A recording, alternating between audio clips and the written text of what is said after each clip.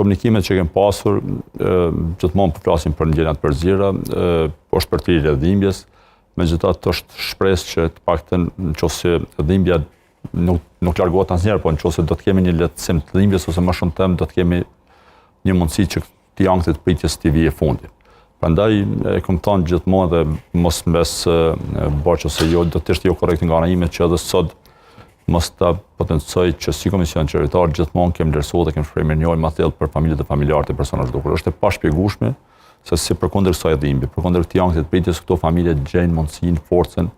të qëndresen për të mbështetur matutje punën e institucioneve, edhe komunikimi gjatë këtyre javëve me familjarët e personave zhdukur, me shoqatat e familjarëve, ka qenë jashtëzakonshëm. Gjithmonë kam thënë që ne jemi në një haprim ose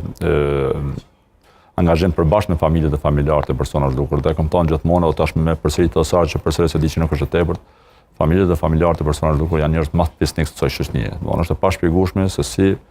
përkundër po e përsëris prapë kësaj dhimbje, përkundër ankthit të pritjes, këto familje gjejnë forcën për të mbështetur dhe për të bashkëpunuar dhe për të vepruar bashkë me institucionet në një proces të përbashkët, siç kam thënë gjithmonë përpjekjen e vazhdueshme institucionale që të respektohet një drejtë elementare familjes, që është drejta për ditë fatin dhe vendodhen me të dashurit e tyre. Sfida gjithmonë janë të mëdha dhe mbi të gjitha në këtë proces sfidë mbetet mungesa e informacioneve besueshme.